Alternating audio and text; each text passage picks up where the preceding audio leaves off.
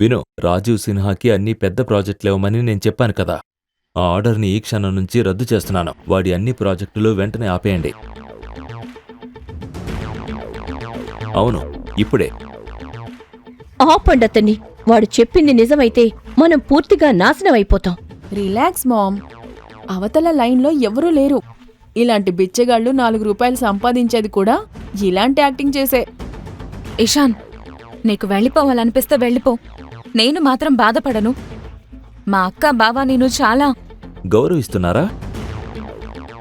ఓయ్ బిచ్చగాడా, ఏమైంది? కాల్ రాలేదా? మోసగాడా. కూల్. వాళ్ళ చిన్న నాటకం ఇంకా కొనసాగుతోంది. హీరో ఇప్పుడే ఎంట్రీ ఇచ్చాడు. అసలు బ్లాక్ బస్టర్ ఇంకా మొదలు కావాలి. టెన్షన్ పడుకో, నేనున్నాను.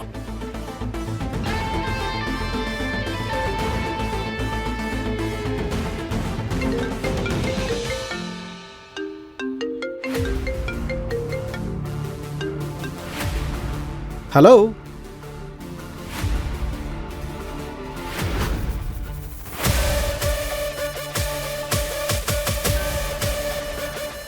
ఓయ్ పనికి మాలిన వెదవా, నేను సంతోషంగా ఉండడం నీకు అస్సలు ఇష్టం ఉండదు కదా. అప్పుడు నా వెంట పడ్డావు, ఇప్పుడు నా చెల్లిని అడ్డం పెట్టుకొని నాపై పగ తీర్చుకోవాలని చూస్తున్నావు. అయ్యో మింటి, అప్పుడు నన్ను నమ్మలేదు, ఇప్పుడు నమ్మట్లేదు. నీ స్థిరమైన అభిప్రాయానికి నిజంగా సెల్యూట్. అదే తప్పుని మళ్ళీ మళ్ళీ చేయడంలో నీకు గోల్డ్ మెడల్ ఇవ్వాలి. మింటి, దేవాంగ్ గ్రూప్ నుంచి కాల్ వచ్చింది. మన డీల్స్ అన్ని క్యాన్సిల్ చేసేశారు.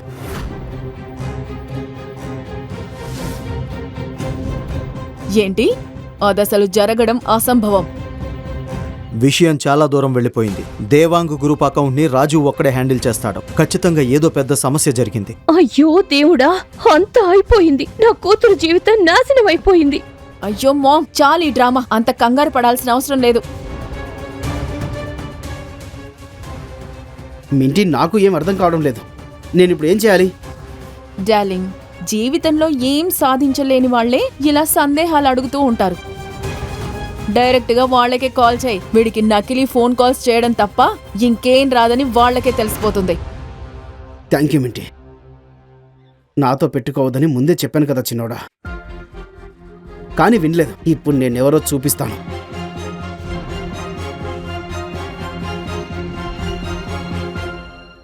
అత్తయ్య గారు, మీ అల్లుడు ఢిల్లీ రియల్ ఎస్టేట్ ప్రపంచానికి రాజు.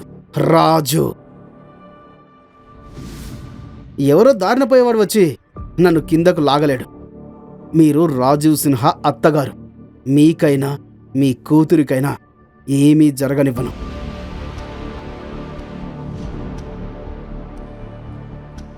ఈ కాల్ని స్పీకర్లో పెడుతున్నాను. అందరూ వినండి. అవతల నుంచి ఒక్కసారి ఫోన్ లిఫ్ట్ చేస్తే వీడి పరువు ఇక్కడే మట్టిలో కలిసిపోతుంది.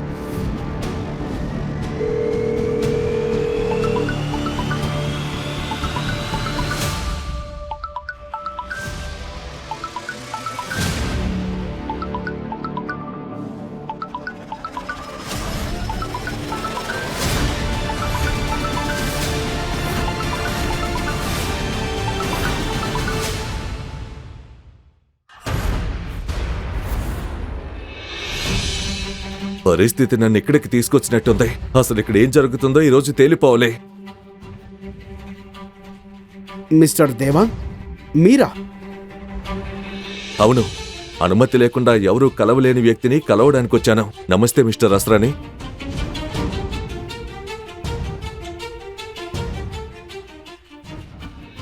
సార్, మీకిదని తెలుసా? తెలుసా మాత్రమే కాదు, ఎంతో గౌరవం కూడా ఉంది. ఈ రోజు నేను ఈ స్థాయిలో ఉండడానికి అసలు కారణం ఆయనే. నా ఎదుగుదల అంతా ఆయన వల్లే సాధ్యమైందే. మిస్టర్ దేవాంగ్, నాకేమీ అర్థం కావడం లేదు. ఎన్నాళ్ళు నీకు వచ్చిన ప్రతి డీల్ నీ సామర్థ్యం వల్ల కాదు, నువ్వు ఎదగాలని ఆయన కోరుకున్నారు కాబట్టే వచ్చిందే.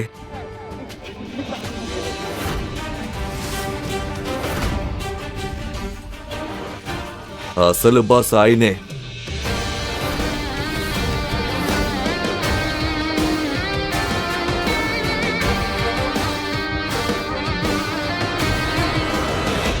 లేదు లేదు, ఇది అబద్ధం. అసలు ఇది నిజం కాదు. అతను రోడ్డు మీద అడుక్కుంటూ ఉండడం నా కళ్ళతో నేను చూశాను. ఏమన్నారు? రోడ్లు మారాయి మింటి, కానీ నీ ఆలోచన మాత్రం ఇంకా మారలేదు. మిస్టర్ అస్రాని, నన్ను క్షమించండి. ఈ రోజు నా దగ్గర ఉన్నదంతా మీ వల్లే. అది ఈ రోజు పోతే దానికి కారణం రాజీవే. ఏంటి ఈ నాటకం అంతా? ఒక్కొక్కరిగా వచ్చి మమ్మల్ని తప్పు అని నిరూపించాలనుకుంటున్నారు. చాలు, ఈ డ్రామా ఆపండి. ఇదంతా ఈ బిచ్చగడు ముందే ప్లాన్ చేసిన మరో మోసమే. వీన్ని హీరోలా చూపించడానికి ఆడుతున్న ఆట. వీన్ని బయటికి గెంటేయండి. సార్, మా కుటుంబ పరువుతో ఆటలాడుతున్నాడు. ఇతను ఒక బిచ్చగాడు. వీడికి అసలు హోదా ఏంటి? బయట గెంటేయండి. ఒక మనిషి విలువను డబ్బు నిర్ణయించదు, అతని మనసు, అతని ఉద్దేశం నిర్ణయిస్తాయి. అదే నేను కూడా చెప్తున్నాను సార్. వీడి ఉద్దేశాలే చెడ్డవి. బయట గెంటేయండి.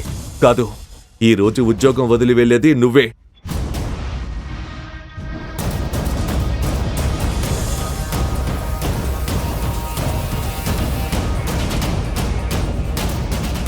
ఏం జరుగుతుంది? సార్, నన్ను క్షమించండి ప్లీజ్, నన్ను క్షమించండి. మిస్టర్ దేవా, మిస్టర్ దేవా,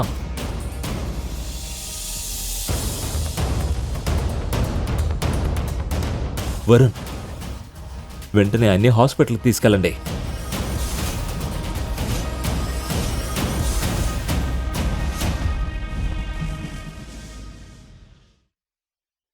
ఇప్పుడు నాకంతా అర్థమైంది.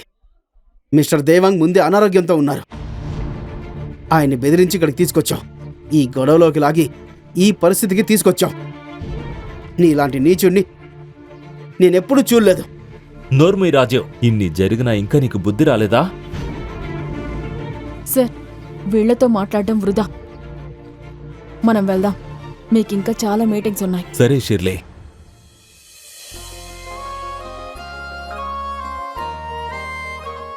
జియా, నీ ఫోన్ ఇవ్వు.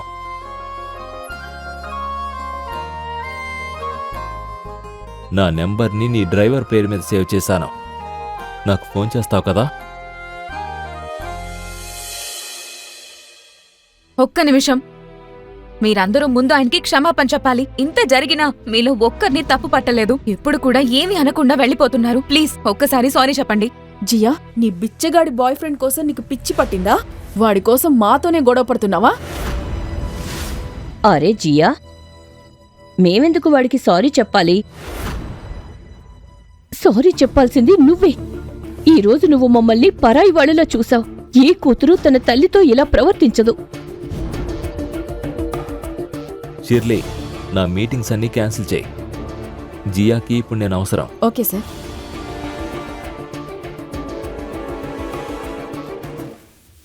మన ఇద్దరి ఆత్మలకి జన్మ జన్మల బంధం ఉన్నట్టుగా అనిపిస్తుంది. అలలు లేకుండా సముద్రం ఎలా ఉంటుందో, నువ్వు లేకుండా నేను కూడా ఉండలేను. అయ్యో, ఎంత సినిమా డైలాగులు చెప్తావు. కొంచెమే. కొంచెమా? చాలా ఎక్కువ. అయ్యో దేవుడా, వీడింకిక్కడే ఉంటాడా? మొదలు పెట్టాడు. ఏంటి అలా నవ్వుతూ నిలబడ్డావు? బయటికి పో.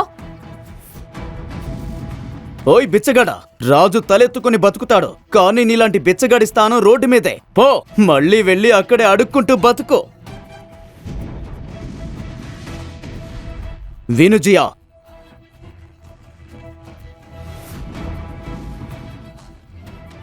ఈ రోజు నుంచి మీ కుటుంబం మా నాన్న దగ్గర తీసుకున్న అప్పు మీద ఉన్న వడ్డీ మొత్తం మాఫీ. నువ్వు చేయాల్సిందల్లా ఒకటే, నన్ను పెళ్లి చేసుకోవడానికి ఒప్పుకోవాలి. అప్పుడు అసలు డబ్బు, వడ్డీ అన్నీ మర్చిపోతాను. సరే, నిన్ను క్షమించేశాను. వావ్ మామ్, ఎంత మంచి వార్త. మన అప్పులన్నీ తీరిపోతాయి. మామ్, ఒక్కసారి ఆలోచించండి.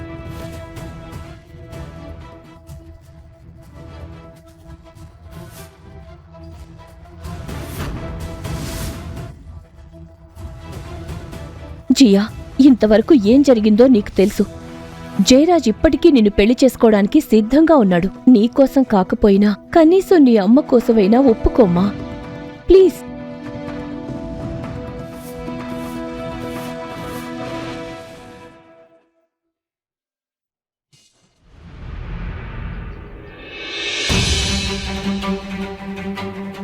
సరే, చాలు.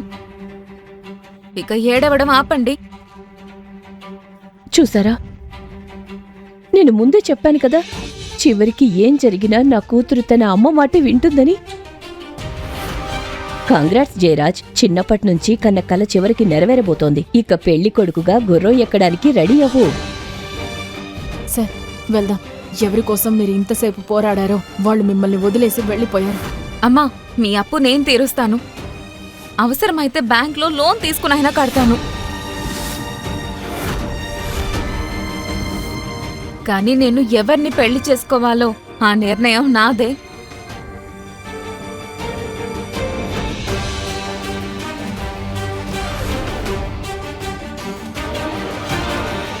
అతను దొంగైనా బెచ్చగాడైనా ప్రపంచంలోనే అత్యంత ధనవంతుడైనా నాకు తేడా లేదు.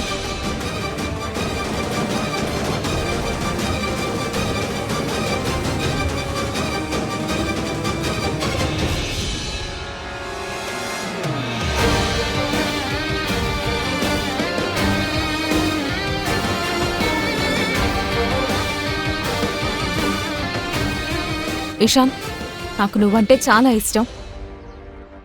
ఒక్క రోజులో నువ్వు నా కోసం చేసింది ఇప్పటి వరకు ఎవ్వరూ చేయలేదు. విను ఆశా ఆంటీ, ఇంతవరకు నీకు చాలా గౌరవం ఇచ్చాను, కానీ ఇప్పుడు నా సహనం పూర్తిగా అయిపోయింది. నాకు ఏది కావాలంటే అది బలవంతంగానైనా దక్కించుకుంటాను. బలవంతంగానా? అవును, బలవంతంగానే జియాను ఎత్తుకెళ్ళి నా బానిసలా పెట్టుకుంటాను. మరి మీరు చూస్తూ ఉండడం తప్ప ఇంకేమీ చెయ్యలేరు. నిజమైన మగాడు తన బలాన్ని ఒక ఆడపిల్ల గౌరవాన్ని కాపాడడానికి ఉపయోగిస్తాడు, లాక్కోవడానికి కాదు. ముందు వెళ్ళి నీ నాన్నను అడుగు, నువ్వు నిజంగా మగాడివేనా అని. జియా తల మీద ఒక్క వెంట్రుకైనా హాని జరిగితే నిన్ను బూడిద చేసి గాల్లో కలిపేస్తాను. నువ్విక్కడికి ఆటోలో వచ్చావు, కానీ ఇక్కడి నుంచి ఎలా వెళ్తావో తెలుసా? మా నాన్న ఈ రాయ్ బరేలీ మొత్తానికి గాడ్ ఫాదర్. నీ కళ్ళ ముందే జియాను ఎత్తుకెళ్తాను, నీ చితికి నిప్పు కూడా ఇక్కడే పెడతాను. ఒక పంచే, మీ నాన్నకు ఫోన్ చేయి. ముందిక్కడికొచ్చి నన్ను, ఇషాన్ అస్రానీని కలిసి ఈ రోజంతా నువ్వు చేసిన ప్రవర్తనకు క్షమాపణ చెప్పమని చెప్పు. ఆ తర్వాత జియాని ఇక్కడి నుంచి నేను ఎలా తీసుకెళ్తానో మీ నాన్న ఎలా ఆపుతారో చూద్దాం. ఏంట్రాన్నావు? అక్కడే ఉండు, కదలదు. మా నాన్న ఇప్పుడే వస్తాడు, నిన్ను తన బొగ్గు గన్నుల్లో పాతి పెడతాడు. చూస్తూ ఉండు.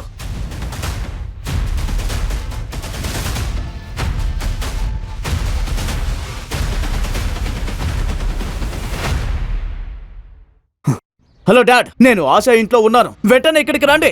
ఏం జరిగిందిరా? డాడ్, మీరు వెంటనే రండి. అసలు ఏం జరిగింది?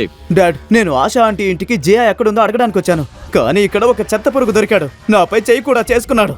పైగా మీరు ఎవరైనా సరే, ఈ ఊరికి బాస్ అయినా సరే, తనని ఏమీ చేయలేరని అంటున్నాడు. మీరు వెంటనే రండి డాడ్. ఈ ఊర్లో కొత్తగా పుట్టిన ఈ కుర్రాడెవడరా? తన పేరునే ఈ భూమి మీద నుంచి చెరిపేయాలనుకుంటున్నాడా? చెప్పు, ఈ ఊరికి అసలు బాస్ వస్తున్నాడని. చాలా రోజులైంది రక్తంతో హోలీ ఆడి, ఇప్పుడు అసలు ఆట మొదలవుతుంది.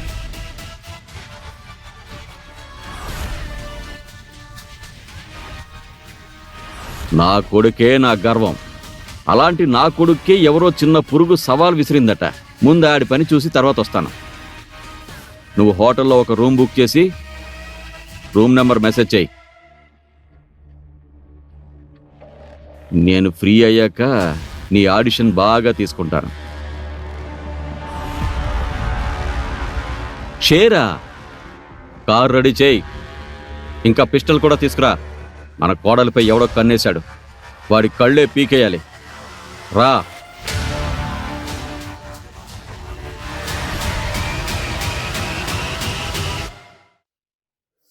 బొగ్గు గన్ల శాఖ మంత్రి జేతేమలాని గారికి కాల్ కలుపు.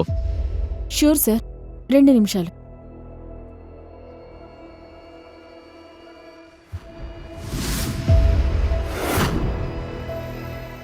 వీణ్ణి చూడండి, కోట్ల గురించి మాట్లాడుతున్నాడు. ఇప్పుడు ఏకంగా మంత్రికే ఫోన్ చేస్తాడట. ఎంత పెద్ద మోసగాడో. ప్రభుత్వం కూడా ఇతను చెప్పినట్టే నడుస్తుందన్నట్టు మాట్లాడుతున్నావు. ఇషాన్, ఇది సరదా విషయం కాదు. జయరాజ్ నోరు మాత్రమే పెద్దది, కానీ వాళ్ళ నాన్న మాత్రం నిజంగా ప్రమాదకరమైన మనిషి. ఆయన కోపం వస్తే నిజంగానే గూండాలను పంపించి నన్ను ఎత్తుకెళ్లిస్తాడు. ఇది చిన్న ఊరు ఇషాన్. ఇక్కడ ఇలాంటి పెద్ద మనుషుల్ని ఎదిరించడం అంత ఈజీ కాదు. ప్లీజ్ నువ్విక్కడి నుంచి వెళ్ళిపో. నా మాట విను. చూసావా, మా అమ్మాయి బాస్ పేరు వినగానే వణికిపోతోంది. ఆయన ఇక్కడికొచ్చాడంటే రేపుదయం నీ శవం కాలువలో తేలుతుంది. తెలివిగా ఉంటే ఇప్పుడే ప్రశాంతంగా వెళ్ళిపో. సరే రానివ్వు. మీరంతా చెప్పుకునే ఆ పెద్ద బలవంతుడు ఎలా ఉంటాడో నేను చూడాలి. ఇంత పెద్ద మూర్ఖుణ్ణి నేను ఇప్పటి వరకు చూడలేదు. గత సంవత్సరం మింటీ వైపు ఒక అబ్బాయి కన్నెత్తి చూశాడు. అప్పటి నుంచి వాడి ఆచూకీ కూడా ఎవ్వరికీ తెలీదు. పర్వాలేదు, ఆ పెద్ద కోడి పుంజు రానివ్వండి. ఈ చిన్న కోడి పిల్ల కంటే కాస్త తెలివిగా ఉంటాడేమో చూద్దాం కదా బాస్. ఎవరైనా ఈ అమాయక పిట్టకి కాస్త బుద్ధి చెప్పండి. అవసరానికి మించి రెక్కలు విప్పుతోంది. ఈ రోజు నీ పుట్టినరోజు. అది నీ చివరి రోజుగా మారకముందే ఇక్కడ్నుంచి వెళ్ళిపో.